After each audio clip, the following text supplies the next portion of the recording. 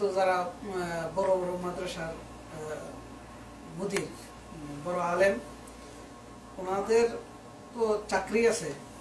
এমত অবস্থায় ওনারা বিভিন্ন জায়গায় বক্তৃতা, ইসলামিক বক্তৃতা দেওয়ার জন্য গেলে একটা নির্দিষ্ট পরিমাণ টাকা তাদেরকে পে করতে হয়। এই টাকাটা গ্রহণ করা ওনাদের জন্য কতটুকু জরুরি এবং কতটুকু মানে হারাম বা হালাল? এ সম্পর্কে বিস্তারিত হয়তো কোনোদিন আলোচনা করা যেতে পারে।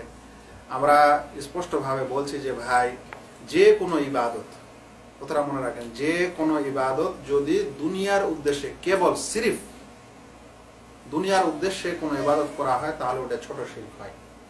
কেমন?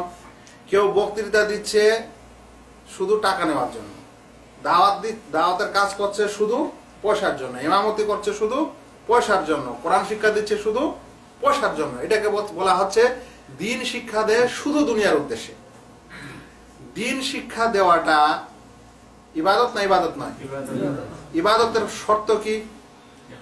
ইখলাস। প্রথম শর্ত হলো ইখলাস। ইখলাস মানে খাঁটি ভাবে আল্লাহর জন্য করা।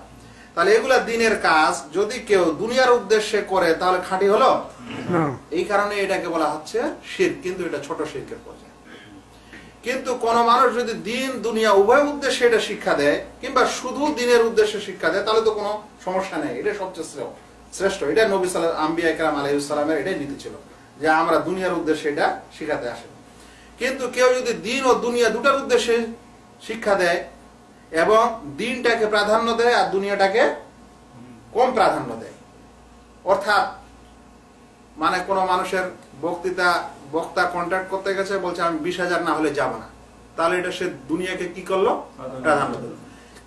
কিন্তু কেউ যদি বলে আমার কিছু প্রয়োজন আছে ভাই, আমার সময়, আমি তখন রাস্তা যাব আসবো, আমার বাড়ি ঘর ছেলে পেলে এগুলোর আমার প্রয়োজন আছে, সেই কারণে এগুলোর জন্য আপনাদেরকে কিছু দিতে হবে, কিন্তু এর জন্য সে কোনো কন্ট্রাক্ট করছে না এবং ওদের উপর কোনো চাপ দিচ্ছে না, তাহলে আমরা বলবো সেই ব্যক্তি অবশ্যই দিনকে দুনিয়া থেকে প্রাধান্য দিয়েছে। যদিও যদি সে শুধুমাত্র এই দিনের উদ্দেশ্যেই করতে পারে তাহলে বেশি ভালো, আর যদি তার সাথে সাথে দুনিয়ারও উদ্দেশ্যে থাকে, কিন্তু দুনিয়ার উদ্দেশ্যটা কম থাকে, দিনেরটা বেশি থাকে, এরকম সময় সেটা ইনশাআল্লাহ জায়েজের আওতা হবে।